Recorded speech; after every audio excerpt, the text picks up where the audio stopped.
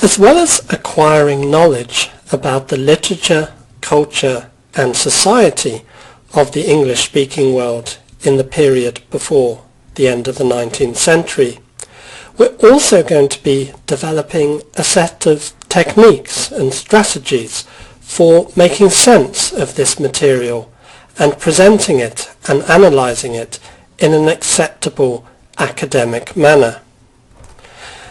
Now, I've identified here on the screen the three main skill sets we will be developing. And for reasons that I will explain as I go along, we hope that you will find these are all skills that are applicable not only within the strict confines of this course, but also in life and the workplace more generally.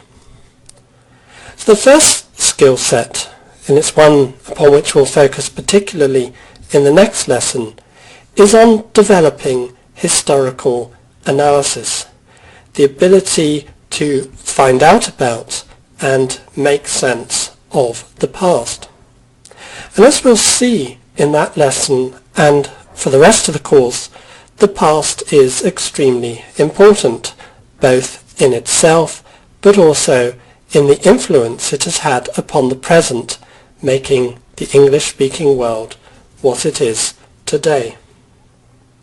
And I think there are many reasons why historical knowledge and the ability to analyse it is important. And this is because one thing studying history obviously gives us is a set of alternative perspectives. We will see people from hundreds of years ago talking about and thinking about many of the same issues that we still wrestle with today, and thinking about them though in ways that we ourselves may not have thought of, and finding potential solutions to them that also might be different from the ones we ourselves acquire.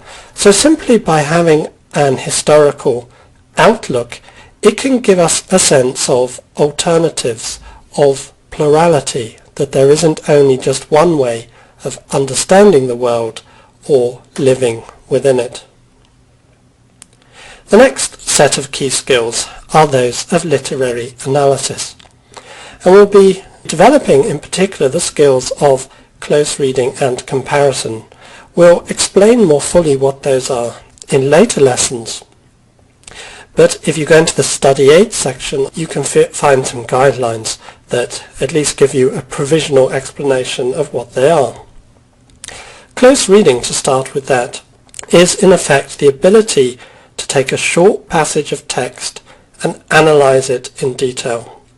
It's rather like opening up the bonnet of the car or the back of a traditional watch and seeing how it works.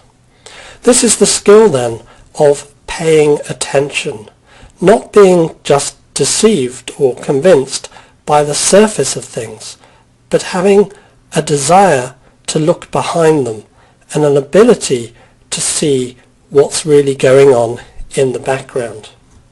We're also going to be developing techniques of comparing one text with another, often texts that come from different times and or different places, but address similar themes or seemingly similar themes.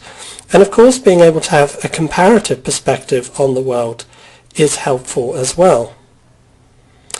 And the final skill is really a blending of these two things. We shouldn't see history as something that happens over here and literature as something that takes place in its own sphere over there, but by interpreting literature through history and history through literature, we are employing, very obviously, transferable skills.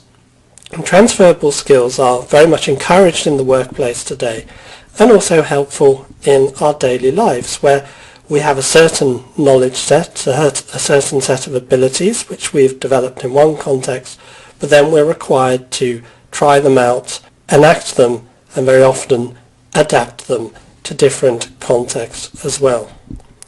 So these three skill sets, in short, are all fundamental to this course, and the better you master them, the better you will do in the exams, the more enjoyable you will find the course.